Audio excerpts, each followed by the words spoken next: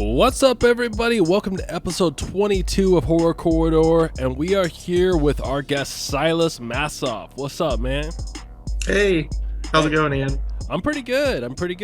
So this is a little bit of a new thing that I'm going to be doing for the show. I'm going to be reaching out to artists and graphic designers that are interested in horrorcore, that kind of have worked in the horror and just in around horror. And kind of just talk to them about horrorcore and kind of how it fuels their creativity and just stuff like that. So how are you doing tonight, Silas? I'm good. I'm really excited to be on kind of the pilot episode of this little new thing you're doing. It's super cool. Hell yeah, man. Yeah, I think it's a great idea because I think that visual art goes together really well with the style of music. Yeah. And it doesn't really even matter if you're talking about a group like ICP or something like really dark and visceral like Butchers Harem. Yeah. I think like no matter what it is, like there has to be this graphic, not always gory, but like something very visceral to accompany it. Because it's such a theatrical style of music. Yeah. And I also see, especially in like the underground people that you turn me on to a lot, it seems like there's a lot of disparity there where there's not a ton being able to get like churned out with like custom art and stuff. So I think that what you're doing is going to end up being a really awesome thing for the community in terms of like giving people names to churn through for releases. Oh yeah, and this goes out to our audience. Like if there's any artists that you recommend that you want to turn me and Silas on to, that you think fit well into like the extreme horror or the underground or horrorcore, please comment down below, because I want to keep doing this. I want to meet new artists and like talk to them about music, horrorcore, and all that kind of stuff. So yeah, I just think it's a good thing to do. So yeah, let's get started. Do you want to kind of introduce yourself first? Sure. My name's Silus Massoff. I am an independent horror artist with a bachelor's in fine arts, and I have been a pretty hardcore horror fan from like day one. It was one of my like first interests as a kid once I started to like gain any sense of self or autonomy. And from that point, I kind of always knew I wanted to do something creative and something in the arts, and horror made sense. And as my tastes have gone on, I've got into a lot more like niche and underground scenes, which is really fun for me because I feel like that's where like the quote unquote real people are, like people that are accessible and that you can actually like reach out to and have a conversation with or get to know. And you see that a lot in like the extreme horror and indie horror underground, as well as like the horrorcore scene and some of the like more niche like heavy music scenes and stuff too. So I'm trying to kind of like break through and just do something to like support all of those things that fuel a lot of what I want to do creatively anyway, and just kind of give back. Oh yeah. And just for people that don't know, I think people that have followed me since Quality Violent Cinema might be aware, ooh, there's a fly in my face. That kind of makes this more horrorcore. But yeah, so Silas actually did this backdrop that you've been seeing since the beginning, the bloody bricks and stuff. Silas did that. And then if you look up above, I actually gave him the font, the original HorrorCorridor font, and he's the one that beefed that up. So the reason the logos look so crispy the last couple months is because he gave me a little bit of help. So he's definitely an artist for hire, but he has a very, very strong creative mind. I'm going to try to, if you look down below, I'm going to be throwing some of his art up. I do have a humongous folder of it because we did an episode on QVC, Quality Violent Cinema, a while back about his art and stuff. So feel free to go back and do that. Links will be down in the description, but he's capable of some very, very filthy, disgusting. I can't even go into some of the stuff you said because this channel would get taken down. Do you want to kind of like explain what you bring to the table, the boundaries that you push sometimes? Yeah. So with the whole like the thing for the last couple years, one of the things that has kind of driven the direction I've gone in with art was getting in touch with Sam Hell from a Baroque house and kind of being commissioned to do some work for him. And if anybody knows about those films, they kind of I see a lot of fans in the community that are into horrorcore because I think there's a lot of reference to like sadomasochism and the Marquis de Sade and that kind of stuff in the horrorcore scene, and it kind of goes hand in hand with kind of the like weird art gore fetishy nonsense that Sam brings to the table and kind of hodgepodges together with a lot of those films. And so I kind of started to draw a lot of inspiration from that, but also was delving into a lot of like true crime and stuff. And it was all kind of culminating at a time in life where I was going through a lot of like real life trauma shit and like losing people and to like death and all kinds of stuff. And going through a lot of like mental health crises that I was taking care of too, and kind of re-examining like childhood traumas and stuff that kind of like fed into where I think some of the interest came from. Because I think I probably used horror as kind of an escape or like a coping mechanism when I was a kid and didn't have anything else and didn't even know what the hell was going on, you know. And so I get into stuff that's really scary or hardcore or taboo, but part of that is, you know, just for the sake of doing something subversive or transgressive in some way and kind of pushing into like, yeah, what do people think is okay in terms of like the stuff that's adjacent to all this extreme cinema? Because I think people come to it for a lot of different reasons. Like there are people that are in it because they're like it feels cathartic from this trauma I've gone through, or there are people that are in it because they're like, I'm just trying to push my own boundaries and see what makes me squeamish, or that what I don't want to watch when I know it's fiction, you know, even if it is fiction. Like honestly, the first time I saw your shit, like when I actually went down the rabbit hole and looked at your not the stuff that you see right away, but like the nitty gritty stuff that you've done, I was pretty shocked, man. I was like, oh man, like because there's a lot of stuff that deals with a lot of triggers like rape and sexual assault and like just all, not just like people getting butchered, like it's some like really heavy stuff, and I think it's some really important stuff. Like a lot of it too has like undertones of women's rights, I would say.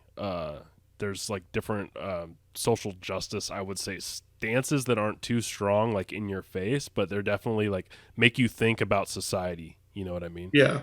Well, and that's something that has always mattered to me because I feel like a lot of times horror and like heavy music and a lot of the outlets that I've always gravitated towards in life get strangely in like the current age, especially in like pop culture politics, that stuff gets lumped in a lot with like not necessarily like far right extremism, but like really fucked up like toxic masculinity extremism and like stuff like that that I don't really like. None of the people I know are like that, and including people that are into like the darkest shit that I know in fiction. And it's like when you talk to those people, you get to know them, and it's like, oh no, everybody's like really down to earth, and a lot of them, if anything, they're like people that can see all sides of an issue. Like they're very like centrist aligned, or they're people that go further and further into like left hand territory, and it's like they're pretty progressive minded people. And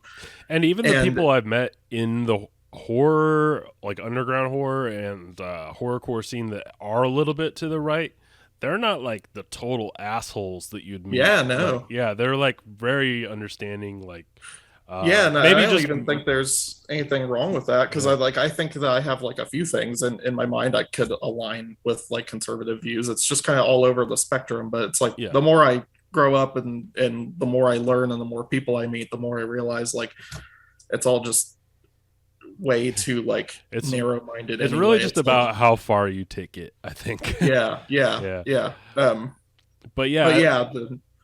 I've always also thought like art is kind of the last frontier in terms of exploring and trying to understand like the more nuanced aspects of like the human condition and human emotions and like the spectrum of the shit we deal with, you know.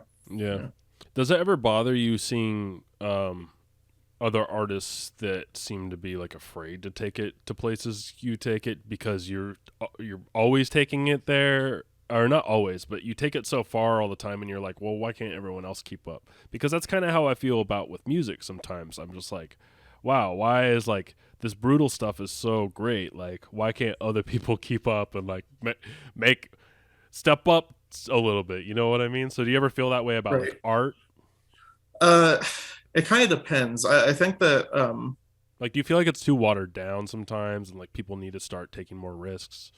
I think it just depends on where you're looking, because I think that ultimately pretty much anything that people create, whether it's like art or music or any other type of like outlet that has to do with aestheticism or whatever, um, I feel like everything serves its purpose and everything has its place. So it's Yeah, it's kind of like, I know artists that are way more extreme, quote unquote, than I am, but I also understand that like there are a lot of aspects of the entire argument with like what is an extreme or whatever that is super super it's very subjective. yeah. You uh almost get into like gatekeeping territory when you're like, oh, it's not hardcore enough or whatever. And yeah, and and you also totally I got a point. Like stuff that isn't super hardcore can be like just as good as stuff that is fucked yeah, up. Yeah, well, and also like I am somebody who has always been pretty careful in terms of like how I tread the line of like what I consume and for how long I kind of delve into it, because it's like I think that I have OCD, and that tends to sometimes get me like kind of stuck in like one genre of media for a while. But yeah, it's me like too. when I see it turn into extreme horror, I'm like, okay, but I have to mix stuff in here or else it's going to start affecting like my worldview and I'm going to feel more like nihilistic, or I'm going to have like a Yeah, more of a depressed mood or whatever. And like you have to be careful with that shit. And I kind of have the stance now where it's like even people in my own audience, it's like if people just start to get to a point where they're just ruminating because of like the stuff I make, like then they should probably leave for a while, yeah. and like Take a I'll let little them break. back in when they want. Yeah, And it's just kind of like everybody needs to take care of themselves first and yeah. foremost. And And everyone's I, different. Some people can consume art stuff like that on a constant basis and yeah, keep yeah, a normal mental brain. But like I think people like you and me, I think we've struggled with certain things in the past that we've talked about in the past, so we don't have to get too into it.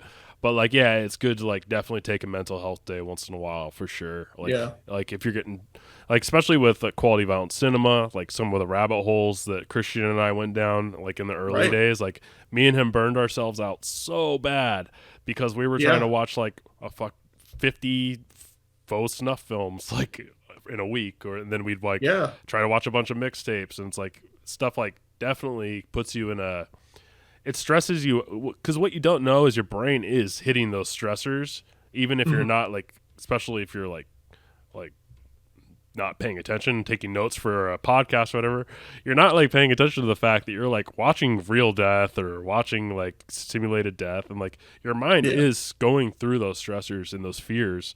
It's just not processing properly.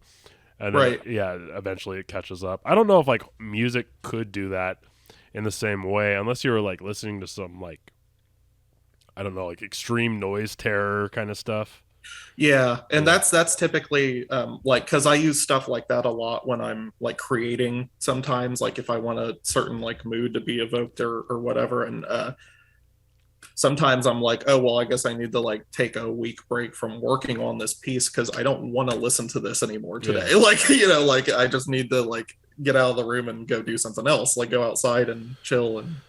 Oh yeah, and that happens to me sometimes on the show. I would say none of the artists that I've featured on the show have been too extreme for me or anything, but like I Mhm. do definitely cram really hard for each artist. You've listened to the show, like I know Mhm. I go through the whole discography. I try to memorize a lot of stuff.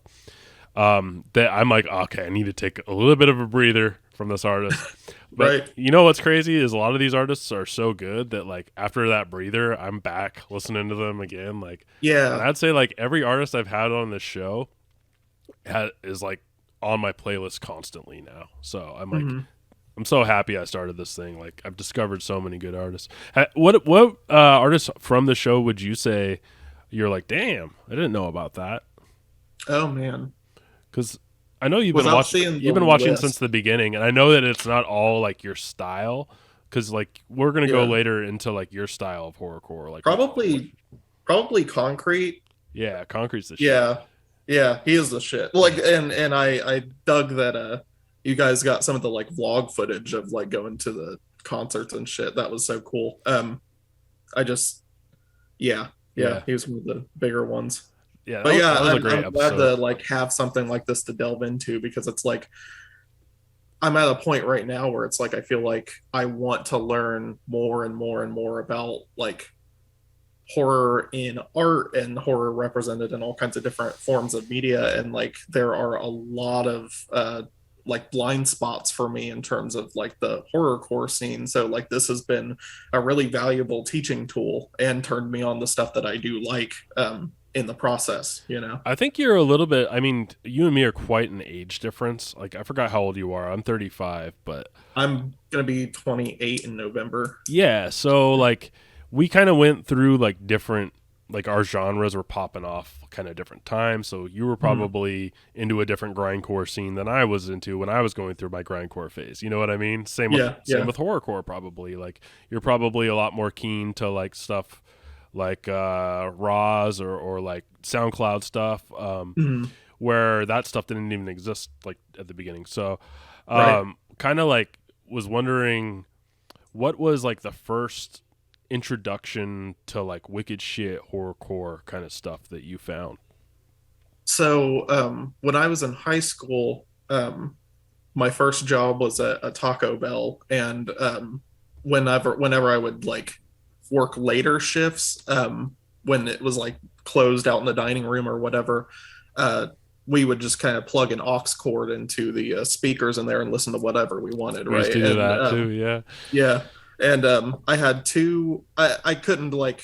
I just let other people do their thing because I was like, they will not want to listen to what I want to listen to. So it's like I just kind of let them do their thing. But I had one coworker like on the same like staff level as me, and then one manager. The manager was into Hatebreed, and that was like something that kind of got me into more hardcore, because at the time I was like everything. Yeah, like I grew up with like a lot of like new metal era stuff that my dad raised me on. But then once I got into like high school age, it jumped almost straight into like third and fourth wave like metalcore and stuff. So like I was kind of bridging gaps and filling in all the stuff that was in between all that. And that was one of the things that got me into more hardcore. And then the other coworker was super into necro. And he showed me a bunch of necro, and I was like, "Oh hell yeah, okay." You got any necro bars? No, no, you don't remember any?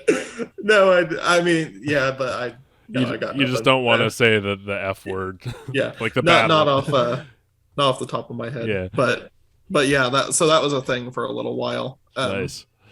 And then I knew my dad had a lot of friends that were pretty into ICP at the height of their like initial popularity, and then because they kind of blended into the new metal scene for a while. They were going on tour with Cold Chamber and a couple other new metal bands, and like they also toured at one point with Mindless Self-Indulgence, which was interesting because they were one of my like big deal bands when I was a kid, kind of first being able to like branch out and get into music on my own. And that kind of goes into the Gathering. The Gathering, a lot of like MSI, Guar, Body Count, a lot of like, hard rock acts have gotten on, like have noticed that the Juggalos listen to them, and I would say like the horrorcore scene isn't just Juggalos, but I would say a lot of people that got into horrorcore are people like you and me that maybe listen to ICP a lot. I was actually not even really a self-proclaimed Juggalo till my 20s, but I would say like they got into it through metal and like death metal and like and like honestly, when I was listening to metal in my younger age, I was listening to it for what I found in horrorcore later, which was like basically death poetry. Right. And now that I found that, I don't listen to death metal that much anymore because I can't tell what they're saying unless I'm listening to like have you heard Macabre before? Yeah, I love Macabre because you can tell what they're saying, like they're telling stories and shit. Yeah. I love that kind of death metal for sure. But I don't think it has the same replay value as rap because I can't tell what they're saying a lot of the time. Right. I feel that. Yeah. Yeah. Let's see here. So, yeah, so you got into necro, and what did that lead to? Because we're gonna get more. I'm trying to get into what got you into gore rap, but like on the way to getting into gore rap, because that's your shit right now. Yeah, to be honest, I stuck with necro and sub-adjacent acts for a while, and then I kind of I moved more into like funk and gangster rap and stuff, and kind of wasn't as like centered towards the horrorcore, and I think that was because at the time I wasn't as into the theatricality, but I wanted something that had like a pretty harsh sound. I know that feeling too, because like when you're first kind of getting into it, there's a few acts that kind of like are like, I don't know if I'm on board with this, and then those acts now I love, but at first I was kind of like, it's a little bit corny, or it's a little bit like, I don't know if I'm like on board. So it's kind of just edging into it, like kind of like you're saying. Yeah. Well, kind of working backwards and deep diving into a lot of the stuff that people were pulling inspiration from actually like informed a lot of like what helped me build my taste to a point where I could appreciate the other stuff. Because I think like once you start filling in some of those gaps, because there were just so many like little subsets and little sub movements of rap that are being pulled from as a basis for like a lot of the horrorcore acts. But like if I didn't have any of that under my belt and I didn't go back and listen to that, I probably still wouldn't feel like I had much of an entry point for some of the other stuff. Yeah. So what got you into like, well, how about we go into your favorite horrorcore albums and then we'll work backward from there. So sure. I got them down here. Do you have them in front of you right now? Mm-hmm. Okay. So I asked you, I was like, I think a good starting point for this would be, what are your favorite horrorcore or like wicked shit, or any kind of fucked up rap albums? So let's go through them real quick. Some of them I'm gonna chime in because I've listened to a lot. Some of them I'm a little new to. So go ahead. Let's start at 5. Number 5 was Genital Warfare by Suicidal Rap Orgy. Oh yeah. And who are they again? They're like part of the Bush camp, right? Yeah, they're kind of like what ended up being some of the members of Butchers Harem, and then I think Bush Pig is the main act from that group that is still around, but Cumblood is too, and Cumblood actually like knows like Jimmy Screamer Claus, and they've done like voice acting for like some unearthed stuff, and it's kind of wild. They do a lot of behind the scenes stuff for Steven.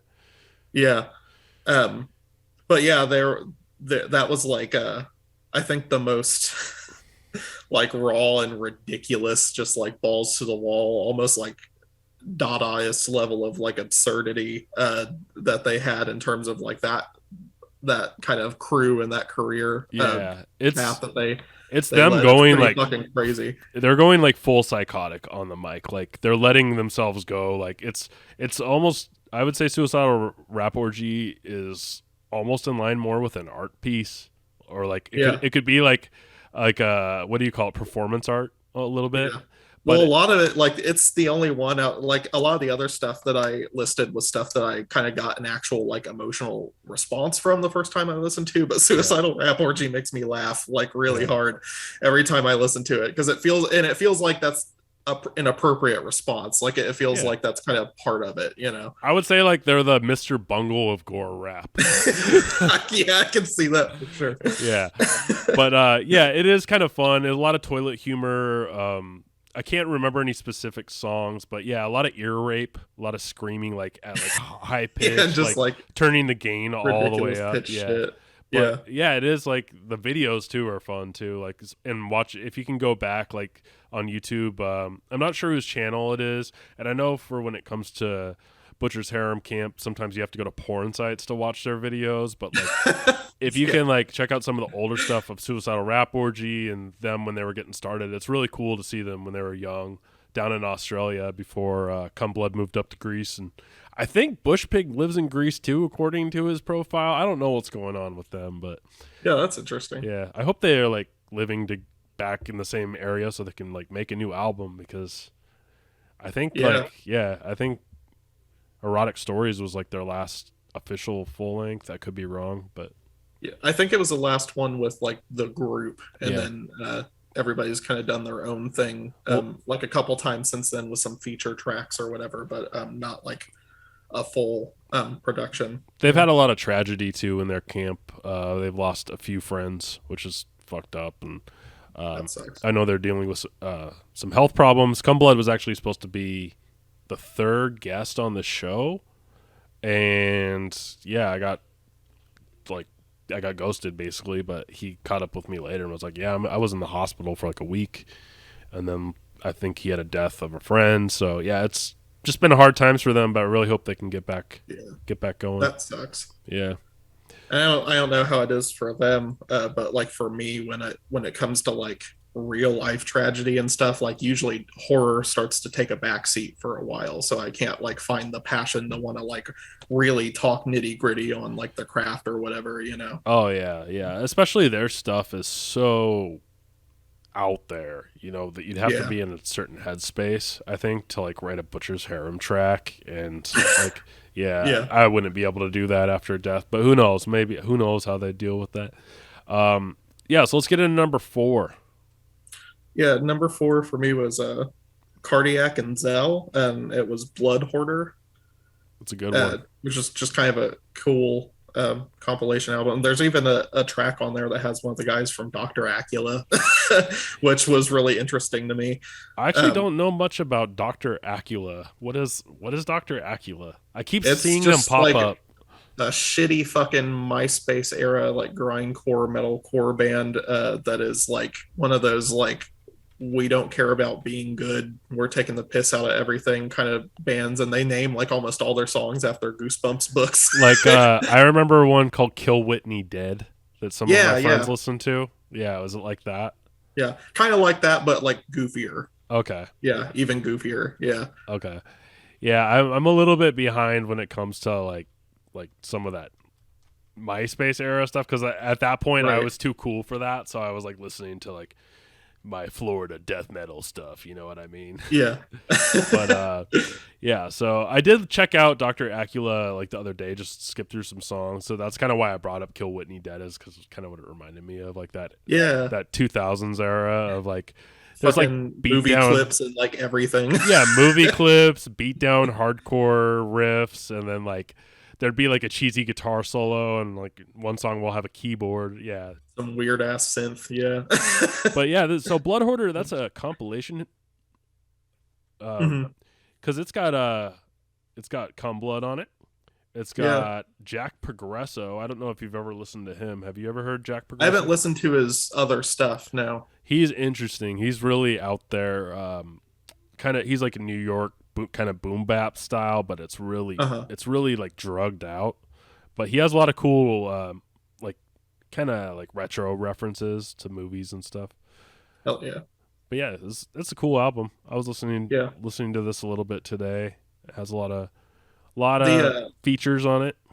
yeah, well the track on it, it was actually I think the first time I had heard Bush Pig on anything, and it was the feature track on Blood Hoarder that has him on it, and that one in particular is like one of the more like out there and fucked up songs Yeah. that he's like written a verse for, and I think it's just like I remember being like holy shit, like the first time I heard it, and it was like one of those moments where like it was almost like that chasing the dragon moment where you hear music and it reminds you of like what it was like to hear something that felt taboo when you were a kid, you know, like the first time. That's um that's a like feeling that I've been chasing forever. right, and that's like kind of like the headspace it got me in again, and I was just like, why do I have like a little bit of anxiety about listening to this track on some fucking underground album on Spotify, like, you know, like, and then I had to like look into stuff further because I was like, I gotta see what all else is out there and how it stacks up. You Yeah, know. that's dope, man. Your next one is a fucking underground classic. Yeah. Erotic Stories Written in Blood by Butcher's Harem. And that is another one that kind of had that effect, but less so, I think, because it was so much more of a collaborative effort. But I found it just really, really interesting and kind of I think I'm just obsessed with the production style and the beats that they come up with and the types of like horror sound effects and horror music score style stuff that they pull from and put into the production of their stuff. Yeah. That was the thing that kept making me come back to it, because it was one of those things I could have on the background, and even if I wasn't paying any attention to the lyrics, it would really like continue giving me the kind of like ambience and headspace I wanted to like make a piece of horror art. Yeah, it's great. They use a lot of retro sounds, but they crank the 808s up really, really high. A lot of distortion on a lot of the synthesizers and the drums. So it sounds retro, but it doesn't sound shitty. You know what I mean? Yeah, yeah. Like it sounds Right. beefy and strong. Like it's got its own sound. There's no other producer that hits it like that. Exactly. So anytime I hear that sound, and Kardiac uses some sounds like that, kind of goes into industrial electronic, like dark sound sometimes. But yeah, whenever I hear Butchers Harem production like that, I am just like, I'm in it, man. I just like, I kind of like, it gives me like that evil grin, you know? Like you're just like, yeah. You know what I mean? It makes me feel like a fucking psychopath. Like it's some crazy shit. Yeah, man. I'm not even gonna say what it makes me want to do, but it makes me want to do that. Yeah, but yeah, it's wild. This is a great. Rest in peace, Tokutta. He's got a few tracks on here. He's one of the dudes in the camp that they lost. I don't know anything specifically from him, like albums or anything, but yeah. Of course, he's a beast. He's on Snuff Porn Holocaust, which had a music video on the Serbian film DVD. Did you see that? No, I didn't realize that. Did you pick that up from Unearthed? Yeah. Yeah. I didn't even. I must not have gone through the features yet. I think I got it, and the only thing I had done with it was showed it to a friend that had never seen it before, but I haven't gone through any of the extras. Yeah, check out that. Well, that's cool. I didn't know that was on there. You can also, I think you can also watch it on newgrounds.com and a porn site. It's not YouTube friendly at all. But yeah, I think it's animated by Jimmy Screamer Claus. Hell yeah. And he uses a lot of faces from fans. Like fans submitted their faces, so there's like a lot of people getting punished, like just from the scene. I don't know if I'd recognize anyone, but it's a really good music video. Hell yeah. Let's see, what other tracks are there on here? Oh, Blood Fetish. Yeah. What does he say? Lubricate my penis with your dripping cunt. Yeah, it's fucking out there. The whole like it's like the first 3 or 4 tracks on that record just go like stupid hard. Like it's kind of like if it's something that's not going to be for you, like you'll know by the end of like the second track. You're like, okay, like I might have to take a step back. But it's like before they get into stuff that's like a little less like aggro throughout and actually has more like the story nuance and element to it. It's like the first ones are just so fucking hard and like they just go and go and go. Yeah. And then like track 15, you get to advanced toilet slut training. Yeah. Oh man, God, it's some wild shit. It's the kind of stuff where it's like I'll listen to this, but it's like I can't even like say these out loud without like losing my shit. Like no, yeah. But sometimes like I'm not joking. I'll be having a bad day and I'm in my car listening to it super loud, and like there's someone next to me with their window down, and I just roll my window down like, like I'm gonna put you through this too. They're just trying to get away as fast as possible. It's like, am I having a stroke? Yeah.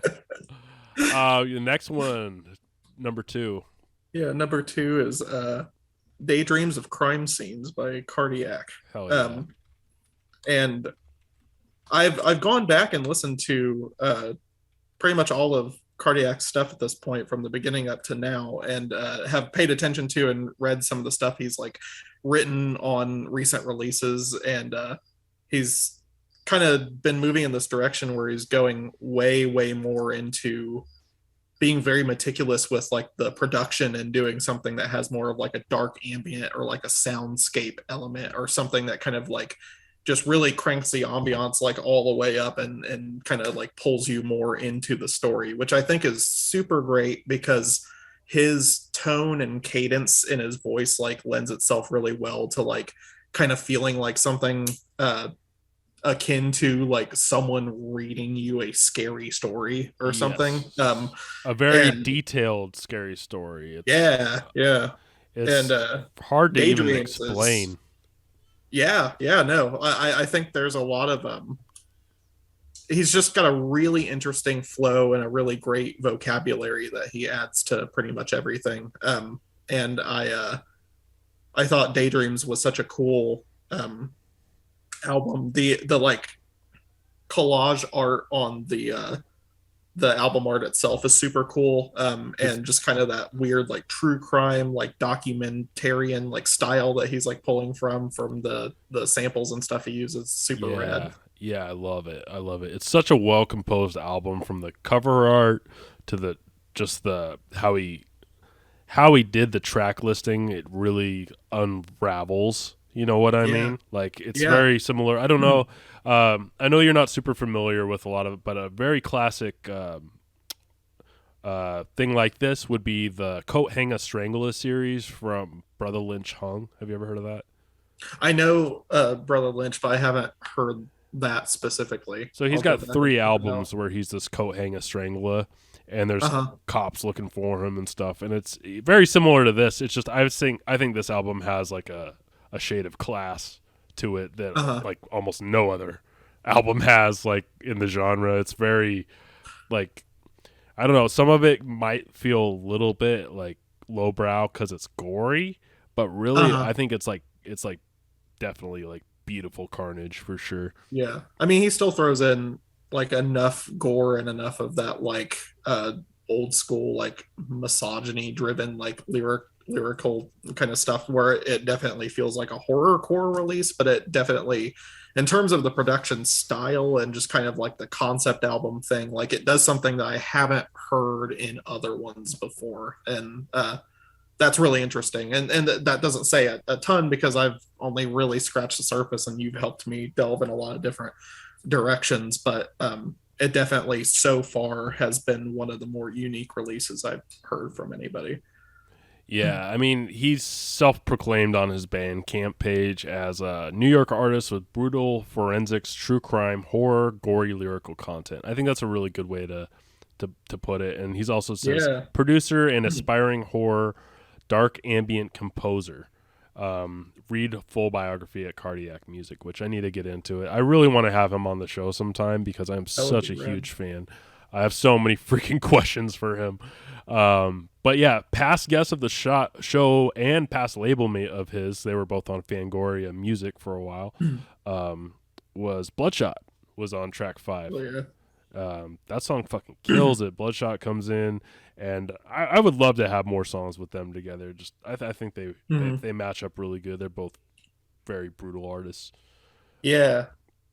Yeah. And I did end up listening to some more of his stuff after that Yeah, one too. he's super And I unique. see his name pop up a lot. Yeah, for sure. Yeah, this album is just I recommend it to anyone. It's not on streaming. You actually have to go to his Bandcamp and buy it, but it's worth every penny. Or you can listen to it free, stream it. Yeah. At But least a few times. yeah, Yeah. but I had to buy it. I was like, fuck, man, this is so good. Burned it to a Yeah. CD, so I have it on CD. Like, it's great. I'd love to see what he does next. I think this is still his most recent album from Mhm. it's 2020. So, and he's been a little quiet. That's kind of how he does things. Does a lot of his talking through his website and on his Bandcamp, but he's not on Facebook that much or anything. I think he just Mhm. added me like a month ago, but I haven't. Yeah, who knows what's going on there? Right. What's your number one? Number one is The Art of Gore by Bush Pig Scat Butcher, Hell yeah. which it still has some features, but I think it's separated enough where it's kind of like his own thing, you know? And it's an album that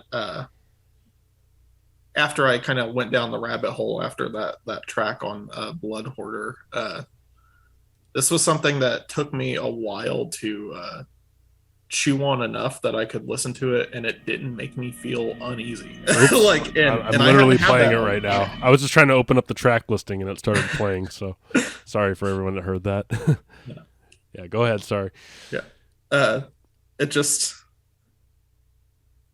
I hadn't heard anything, especially in music, because I feel like films and art, there's definitely more of this like visceral and immediate kind of response to having to like deal with those kinds of visuals, especially with like the really hardcore, gory, scary shit. But then like with the art of gore, I was just like, first of all, I was blown away by the length of the thing. Like it's kind of crazy how many tracks are on it. 16? And that they're 16 yeah, tracks? and they're all like really fleshed out. Yeah, they're pretty long. Yeah, and there isn't Like a lot of stuff that 4.5 feels like it can be minute considered tracks. like filler. You Yeah. know, like it seems like there was a lot of passion and labor that went into kind of rounding out the entire thing. Whereas a lot of the previous releases have some tracks I could take or leave, or have kind of a more like slap together, almost like punk-esque attitude towards just kind of like making something and Kind of mixed. putting it They were out mixed, there. mostly mixtapes, I think. Like if you're talking Mhm. about like Fist Fuck Corpse, Wank of Death, and stuff like Mhm. that. I don't know if they were, but I mean the covers are very hand drawn. But Art of Gore like has like a painting. You know, it's a very Yeah, like looks a lot different. I don't know. yeah. Well, it was also a bold choice on that front to choose art by Trevor Brown because he's a pretty controversial artist. Oh really? How Um, so? I've never heard of yeah, them. he's an expat that lives in Japan, and a lot of people like I don't know. He used to give interviews like way back in the day where he got a lot of people just straight up fucking hating him because they all think he's like a straight up pedo or some shit. Because he just uses all these like images of like underage like storybook-esque girls like going through like torturous fucked up shit, and that's like his main Oh, body of work. um kind of like and lolly anime or whatever. But yeah, and okay. I was just like, holy shit, this is fucking crazy. And Would it you say freaked that me he takes out, it too like, far? man, I don't know, just because it's like if it exists in this realm of like nothing is like super like gratuitous, like in terms of like actually like showing like sex acts. It's more so like surrealist imagery or like gore fueled like stuff or whatever, but in a way that's still like very like high art painterly in a sense. And like Yeah. I definitely understand why it like gets as much of a reaction as it does, like, and I definitely understand that. But like I kind of feel like,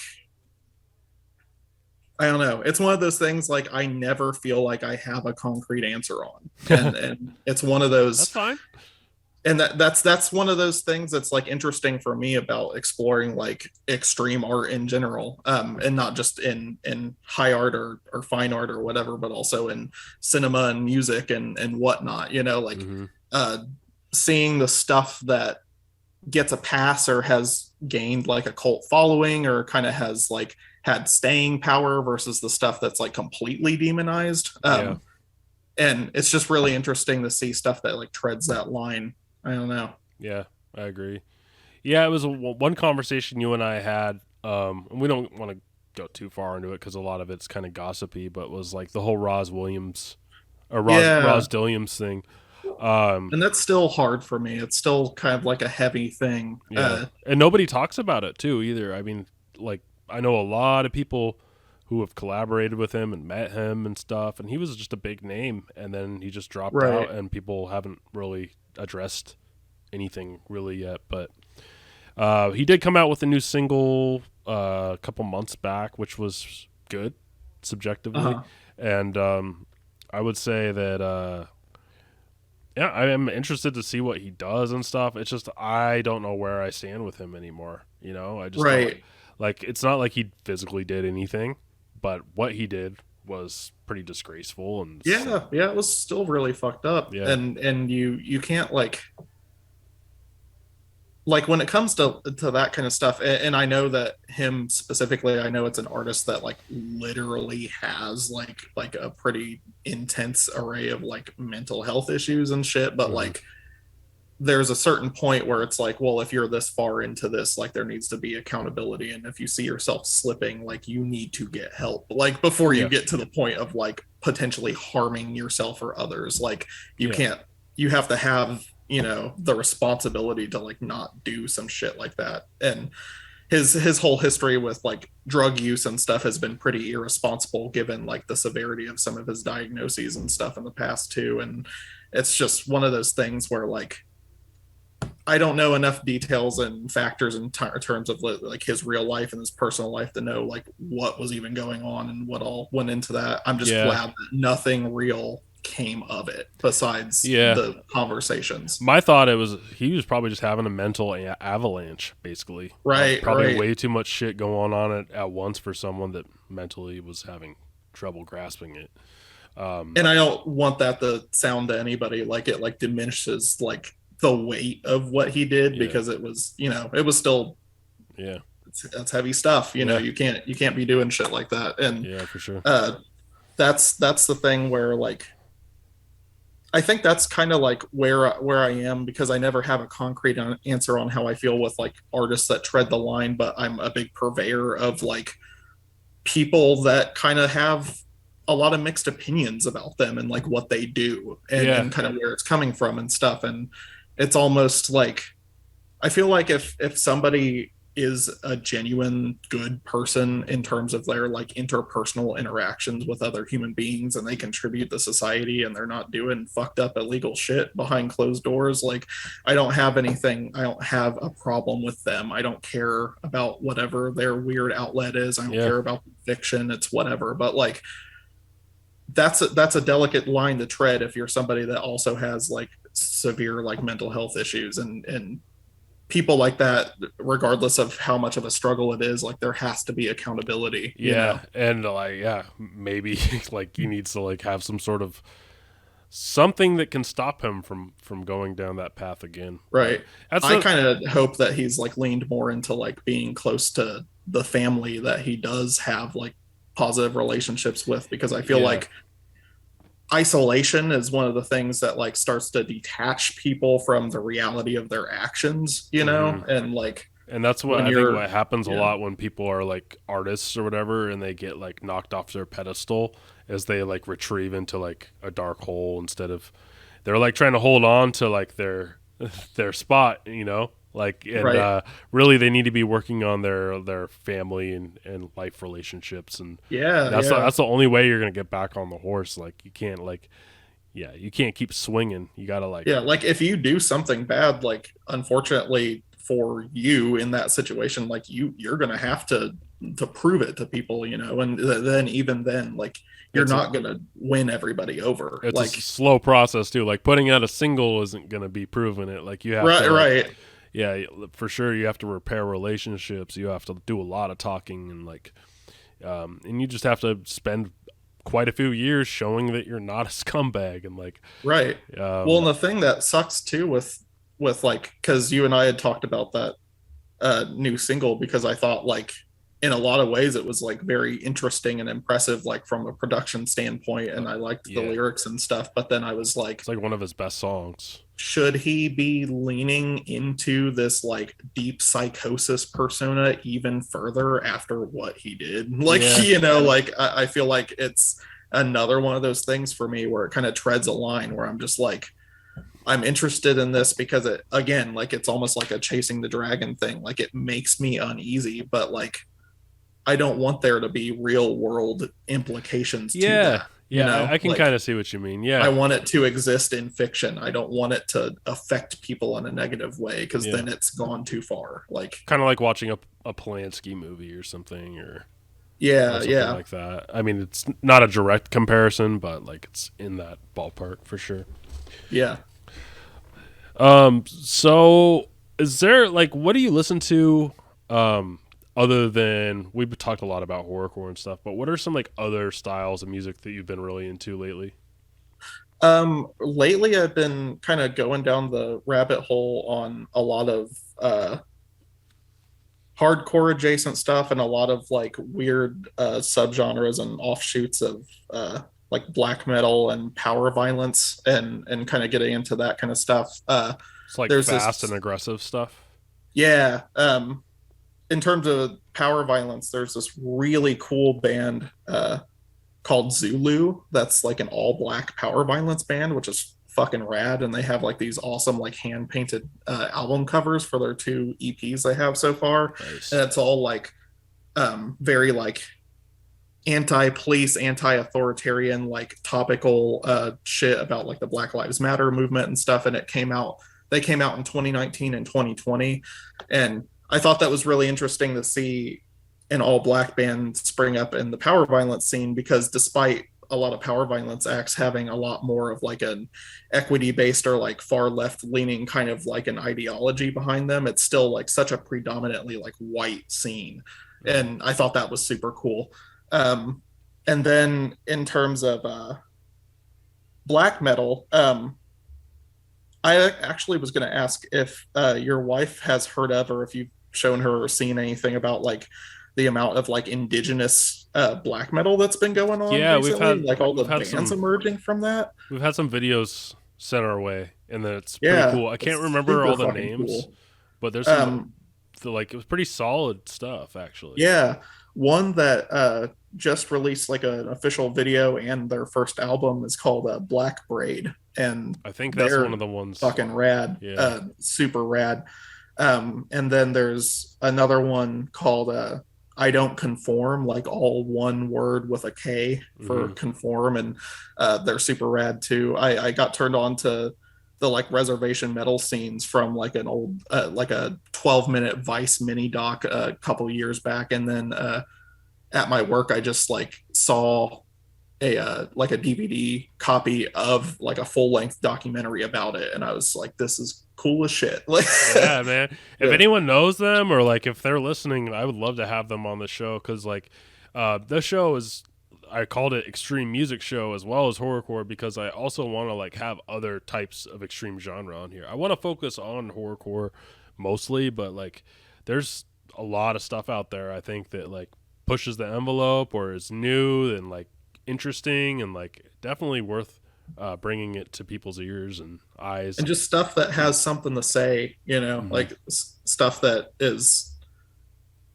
kind of like a really interesting introspection into a walk of life that like I don't have other ways to experience. Yeah. And it's like it's so cool to see more and more media coming out that I can use to like get glimpses into that stuff that's like getting to the point where it's not just mainstream shit anymore. It's getting down into like underground subculture, and that's so fucking rad to see. Like, Yeah. that like new wave of diversity that's like adding to the pot, you know? Yeah.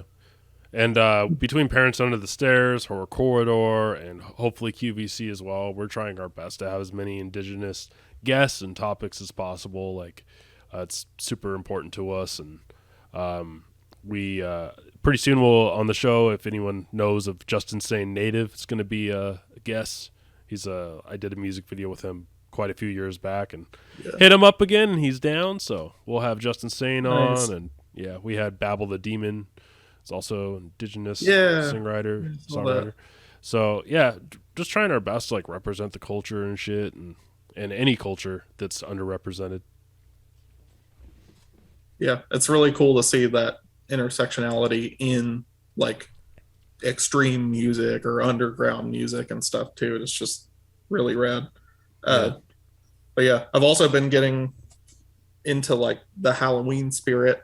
So I've been like listening to a lot of really cool like dungeon synth and dark ambient releases and stuff, because there are a lot of things out there that are like Halloween themed. Oh, cool. And that's pretty rad. So Oh yeah, Halloween always kind of, I don't know. I guess like when you're me and you're listening to 90% horrorcore, it's always kind of like Halloween themed. yeah, right. But like Definitely have to some. dig way deeper for like Yeah, the actual Halloween albums. yeah. I'll send you over some good Halloween themed horrorcore albums, but definitely Okay, check out that'd be rad. The Hollow Wicked compilation from ICP.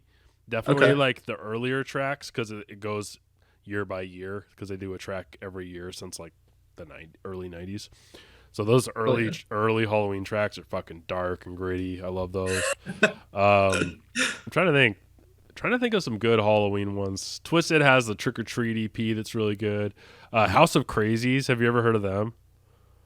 No. That was Twisted before they were Twisted, and they had Okay. a another rapper named the ROC, and their first album was called Season of the Pumpkin, and it's got some pretty cheesy like because they were in high school and they were just like seriously wrote 21 tracks about Halloween with like Hell yeah. John Carpenter samples and shit, and like they pretty much just That's went rad with as that. shit. Yeah, they had like hockey masks that were painted like pumpkins that they came on stage with. Like they're it's retro horror music, but it's definitely puts you in the mood for Halloween. Man, the older I get, the more I appreciate shit like that. Like the more I appreciate like the early rough stuff from Yeah. people because it's like there's just so much like passion in that Hmm. stuff and it's like you can feel it and it kind of like takes you back to an earlier time, and it's super rad. Especially Isham. Have you ever heard Isham? Uh-uh. He's like the originator of the wicked shit. That's ESHAM if you're writing it down. But he so when he was like 14 years old, he put out an album called Boomin' Words from Hell, and Oh, okay. I this is have because I know that 1989. title. Yeah. Came out in 1989. There wasn't a lot of satanic rap. In fact, like that was kind of looked down upon. And there was this Uh-huh. 14-year-old kid. Every song's about murdering people, Satan, or like selling crack and ruining his neighborhood. It's like the Hell most yeah. ignorant, fucked up shit ever. It's so good, and he did all the production. I think he did all the production. But yeah, he just kind of like started this blasphemous hip hop from Detroit, and that's what inspired ICP down the line. In fact, Isham is like Violent J will go on to say Isham is like the originator of the wicked shit, the godfather of the wicked shit. Dude came out of a fucking casket on stage like before ICP was even a band. Hell yeah. Um, and yeah, if you get a chance, his best album, I wouldn't start with Boomin' Words from Hell. It's Closed Casket, solid Okay. album all the way through. But then if you want to get into the shit that we were talking about, that gritty sound, KK Kill the Fetus, as in KKK Kill the Fetus. Shit is like all samples. So he's like taking like a Beastie Boy sample and like a porno soundtrack and putting that in and just rapping some blasphemous, wicked, like kill a baby. Like it's so good. Hell So yeah. yeah, Isham.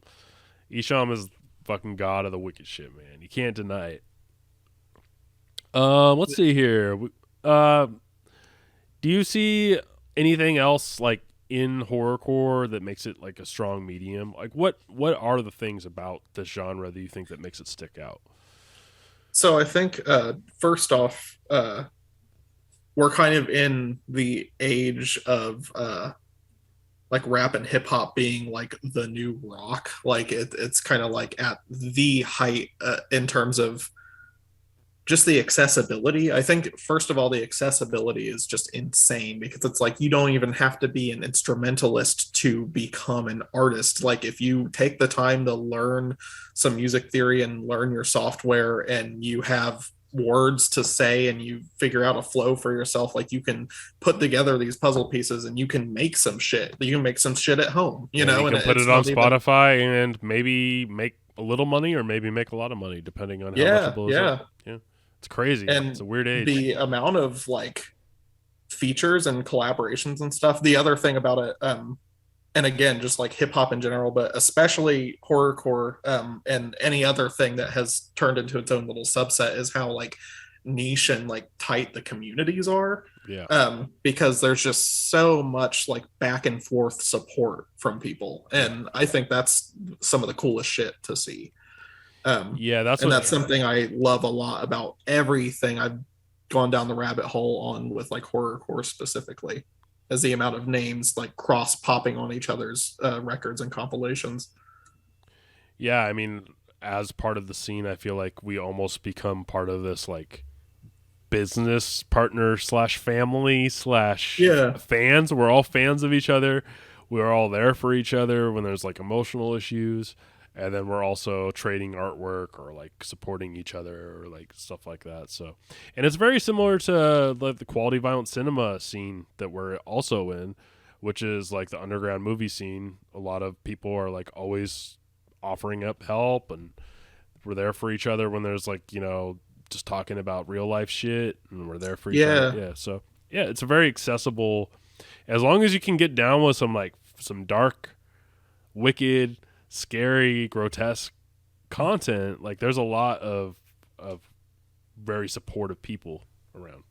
Yeah. Well, and I think that part of the really beautiful thing about that, not just in horrorcore, but in any like small independent scene that's horror adjacent, is that these are all people that for probably at least some portion of their life didn't feel that connection with other people, and they're like really happy to have that. Like they're Yeah. super happy and down to earth, and just excited to make connections and find community with people that also dealt with shit in their own way that other people would have like shunned them for or whatever, and turned into, what do you know, usually like really good, well functioning adults, like normal ass people in society. It's almost like it was never that big of a fucking deal in the first place, you know, like Yeah. just innocuous bullshit. But it's like when you're up against like everybody and everything that's not like you telling you that the shit you like is bad and wrong, and then you find normal ass nice people that are also into that shit, that's a special thing, you know. It's a special feeling, especially after a lot of time not having that. It's crazy too, because I feel like society tries to make us feel guilty for our indulgences, and it's like we're not even indulging that much. We're listening to a song or like watching a movie with some blood and gore, and people just scoff at it. But it's like,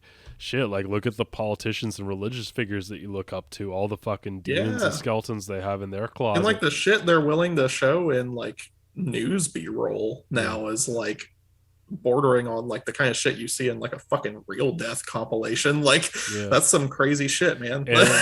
But they've just conditioned themselves for coming home, having whatever they do, like watching the news. That's their catharsis, and I'm really glad that you and I and people like us have found other things outside the box, even if sometimes it can be detrimental. Sometimes. Yeah, that's the thing too. Like I think that's part of it. I think a lot of it is people have these like notions about like the psychology or pathology of like following certain things too far down a rabbit hole, and that's valid for some people, and for some people it doesn't phase them and they're not going to go there, you know. Like it kind of just depends, and that's the thing about human nature though. Like everybody is so independently unique from one another that like it's a case by case basis, and you can't like, you can make generalizations and you can pull stereotypes, but it's never going to like really mean anything until it means something, you know, until somebody does something to make it mean something. There's been multiple mass shootings that were blamed on horrorcore. And when you really look into it, these were people, horrorcore didn't make them do it. They just found horrorcore because they were going down a violent path and they were grabbing onto everything violent that came their way. And they were grabbing onto, I mean, for some people there's enough psychopathy there that it is like a pre-game in a notion to like the stuff that they're moving up to. But there are a lot of people that have ended up doing bad things that gravitated towards violent media because they wanted an outlet that made them not want to do bad things. And it was the system that failed them, and like the mental health care that failed them. It wasn't because they watched violent movies, you know. Like, and then like if you I believe it totally too, because even when I was in my tiny ass small band, I heard this a couple times. But so many artists, how many times have you heard artists, and maybe you've heard it too, of your fans just being like, you saved me, you know, like I almost killed myself, and then I heard this fucking Kardiac song about using a woman's skull as an ashtray, and now I'm good, you know. And like I felt that way about the Acacia Strain when I was in like high school and into college, and that band has like some of the darkest fucking lyrics. Like it's so nihilistic, you know, like really dark shit. I've and never it's heard like them before, actually. it's just one of those things where it's like I just needed something, and that Hmm. was the only thing that like felt like it was resonating with like the kind of like internal strife that I felt, and it helped. Like it coasted me through that shit. And Oh then yeah. I've had the opportunity to like see them in person and say how much it meant to me, and that was like a big deal. Yeah, I mean that's how ICP Twisted Dark Lotus kind of was for me when I was going through the hardest times of my life. Like I could always go back to that like that fantasy world that they created of Mm-hmm. killer clowns and serial killers and like horror and all that stuff, and I could just be in that world and then just help me get away from everything. So it's Yeah. it's it's definitely great to have that There are as a a lot worse fucking ways to cope. totally A yeah lot worse ways to cope. totally man yeah all you gotta Art do is is not a bad thing. yeah all you gotta do is look outside, man. There's a lot of bad shit going on. Just like, yeah. Yeah. So we're about to wrap this up. I was just wondering though. Do you think if some horrorcore acts were to reach out to you and want some art commissioned from you, what would you say?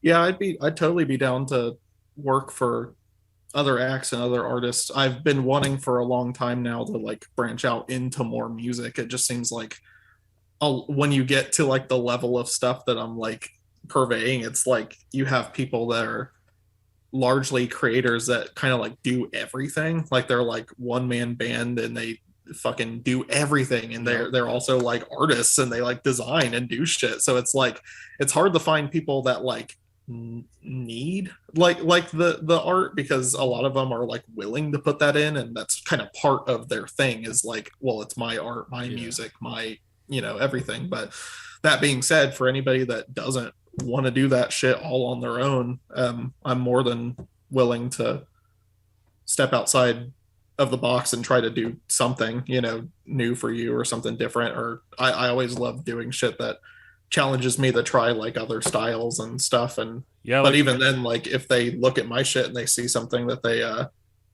enjoy the style of, like I'm happy to try and emulate something.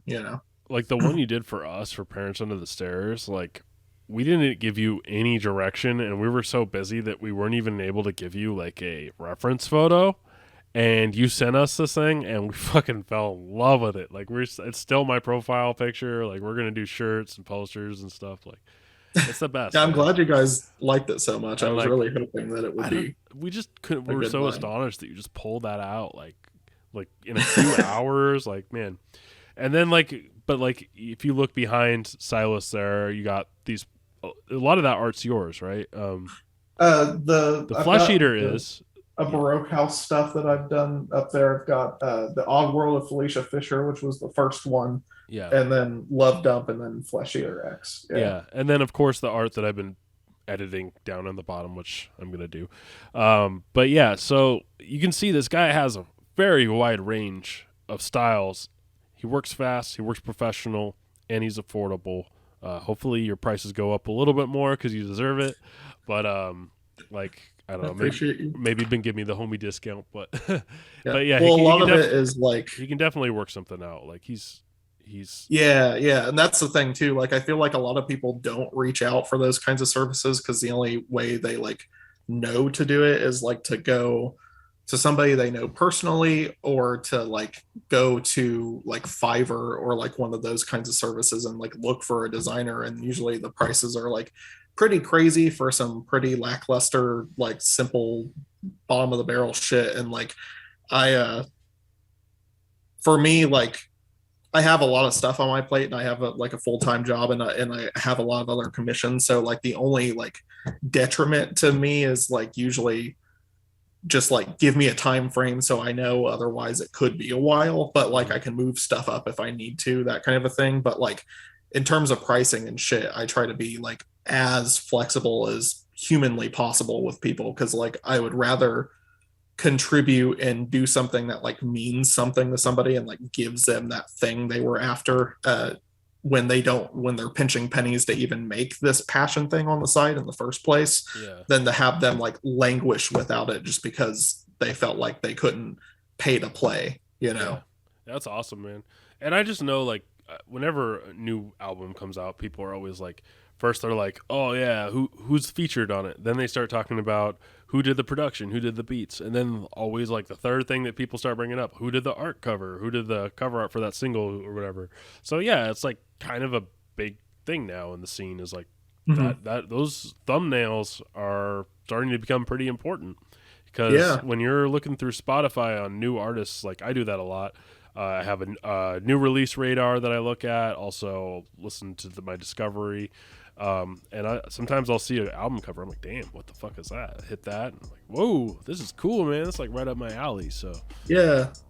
That's how I shop around for new music. If I'm like going through Discover and stuff too, like I do base it off of that sometimes, especially with like metal releases. Like I feel like the more like fucked up and brutal and like Xeroxed it looks, the more I'm like, oh, it's probably something I'd like, you know, and that kind of shit. So it's like I want to help people get those like gut instinct reactions from potential like new audience members and shit, you know. Oh yeah, man. Well, I hope some people reach out to you. I plan on doing more of these. We're gonna have Eric Schaefer of Blind Death Clothing and Designs. He's hitting it pretty big right now. You know of him, right? Eric? Yeah. We're all kind of in the same like friend groups and stuff on Facebook and stuff. But yeah, it'd be great to just kind of meet more artists. I know Justin Parker, aka Killator, who did the Reanimaniacs poster, and also my Muppet Master. And also Pleatherface, who does stuff for 3SC and stuff. I can't really remember all the names right now, but yeah, if there's artists that want to be on the show, just hit me up and we'll do more of these. But yeah, thanks a lot for coming on, man. Yeah, thank you. This has been super fun, and I really appreciate you giving me another opportunity to do something for the network. Of course, dude. Yeah, I'm sure we'll have you on our other shows, and I'd love to have you and your lady on Parents Under the Stairs sometime if you want to. Oh yeah, that'd be fun as hell. Yeah. I know we'd be down. Yeah. Cool. Yeah, we're trying to reach out whenever. Bring in guests now, so we'll reach out to you guys. So okay. Cool, man. Peace. Yeah. Thanks, man.